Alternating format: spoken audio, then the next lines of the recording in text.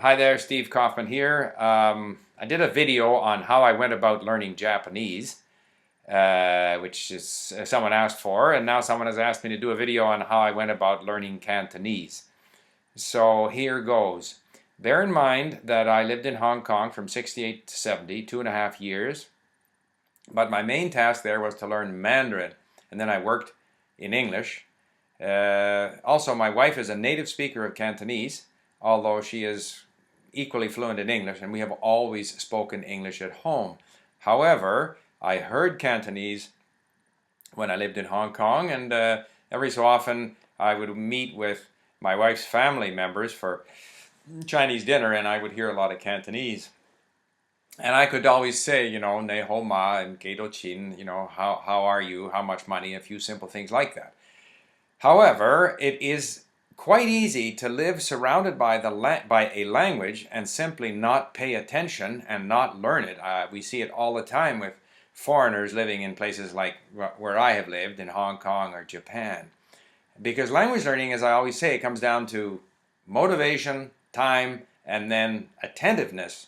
And I wasn't motivated to learn Cantonese. I spent no time on it, and I wasn't really very attentive to what was going on. This changed when about 11 years ago for a variety of reasons. First of all, I was in a Chinese bookstore here, and I happened to come across a series on learning Cantonese, and I was leafing through it, and I have it here. It's called the Musical Approach to Learn Cantonese, published by Novelty Publishers in Hong Kong. And there were two things in this set that struck me. Not the musical approach, which made no sense to me at all, but I'm sure it works for some people.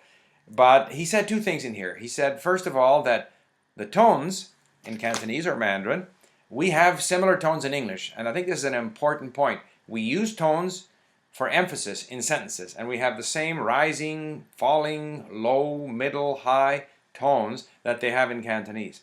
And the second thing he said was, you don't need 9 tones.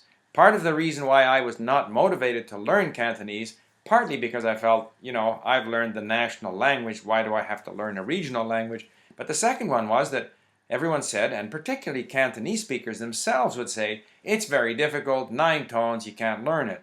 So here's someone saying, no, there's only 6 tones, and he sort of illustrated the tones, low, flat, ha, ha, low rising, ha, middle rising, and then high flat, and then a falling tone.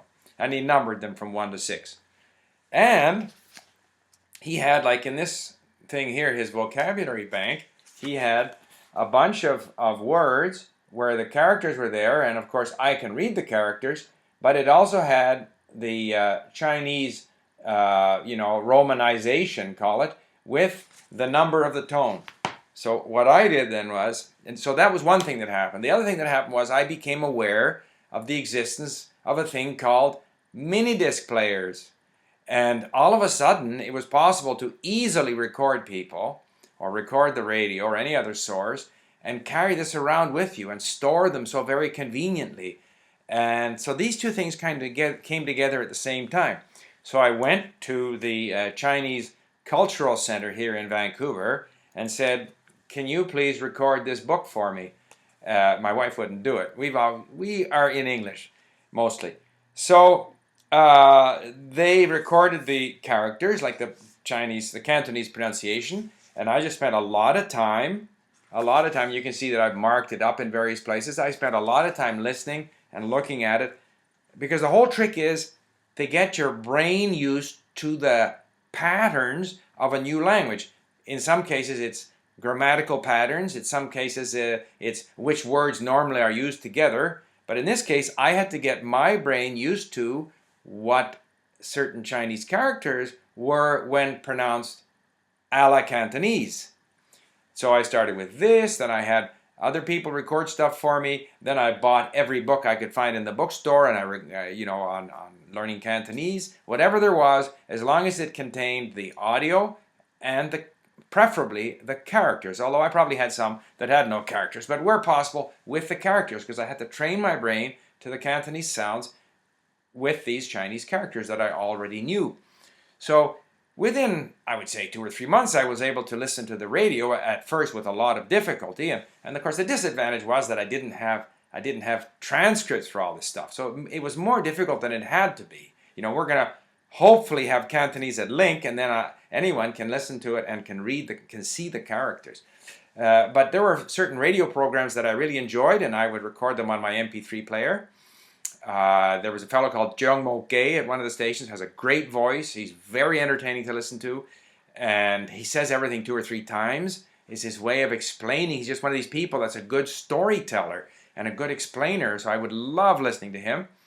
Eventually, I got to the point where I could call into these radio talk shows. There were 2 radio talk shows on here on Chinese radio, 2 different competing Chinese radio stations. They were always on at 5 to 6, which is when I was driving home. So I would listen to one or the other, depending on what the topic of conversation was.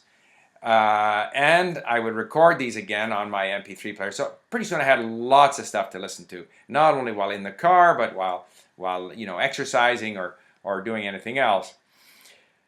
And incidentally, once on one of these talk shows, they had invited Raymond Chan, who is a federal politician, a Chinese-Canadian federal politician, in fact a minister of the government, and he was the representative for Richmond, which is where I bought this book, by the way, an area which has about 40% Chinese residents. And so he was on there saying, we Chinese, we must vote for Chinese because that way we'll have more power as Chinese, and everyone else does it. And he's of course, he plays this whole multicultural card here, which is where the ethnic groups try to get the government to pay attention to them, not because they're a voter or a worker or whatever other interest taxpayer that they might have, pay attention to them as Chinese. So that then he feels would give him a lot of power. And he used the example of how the Sikhs, at the time of the Liberal Party leadership convention, they threw their weight entirely behind one candidate, Jean Chrétien, who became Prime Minister. And as a result, the Sikhs, in the form of Herb Dhaliwal, their leader, they now control all federal spending in British Columbia. Of course, all of that is nonsense. But he's using that to try to persuade people to vote for him. So I phone in and I say, that really doesn't make a lot of sense because, we would never have a Chinese-Canadian member of parliament if they relied only on the Chinese vote. You've also got to get your vote from other people. And if you're appealing to your Chinese electorate strictly on the basis of ethnicity, who else is going to vote for you? And he said to me, you're only saying that because you're white. This is the other thing, the ethnics, they love to, the politicians, not the average person, but the politician loves to play you're a racist. And so anyway, I recorded this on my MP3 player, and I thought it's kind of an interesting testimony of what some politicians say in their own language and speaking to their own ethnic group that they don't tell the public at large.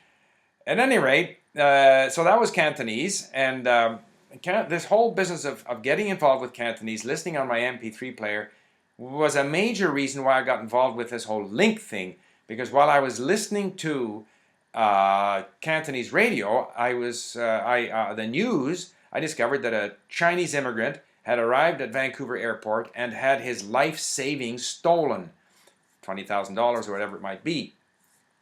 So, and I learned that he was a software engineer, and because we were building software for the wood industry, I said, well, we'll give him a job. Either he works out, then that's good for both of us. If it doesn't work out, we'll have helped him out a little bit. So I contacted him through Success, which is a sort of Chinese ethnic organization here in Vancouver. And so we hired him. And he, a very nice guy, high TOEFL score, but couldn't communicate. So we started recording stuff for him, and we started thinking of ways that we could help him, because he already, at some level, spoke the language, but he didn't speak it well enough to communicate as a professional. And so that then led into a program called The Linguist, which was for learning English exclusively, which then became LingQ. In the end, he went back to China. So that got me into this whole thing for the last 10 years. I've spent more time and effort in language learning in the last 10 years than I did at any similar period at any time previously in my life. And of course, now that I discovered the joys of the mini disc player for Cantonese. Then I started going after Korean, which was my passion for 6 months, listening to a lot of stuff on my mini disc player, but I lost interest because there was just no interesting content. After you'd heard about Korean Americans going to school in Seoul, or the Chuseok Festival, or Traffic is Bad in Seoul, you kind of lose interest after a while. And at that time we got involved with LingQ. We brought in Russian, and there was a lot of interesting content for Russian, so Korean's kind of been put on the back burner. And of course the other thing that's happened is that the mini disc player has ended up more or less on the slag heap of historically, of inventions, because it has been basically made obsolete by the MP3 player and by all of the technology, the iPod and iTunes and all of the amazing things that have developed, iPad, and we shouldn't just promote Apple products, but that have developed over the last 10 years. So there you have it. That's how I got involved with Cantonese, and it was a rather fateful involvement insofar as what I've been up to for the last little while. So there you have it. If you have any questions, please don't hesitate to ask, and I'll try to answer them. Thank you. Bye for now.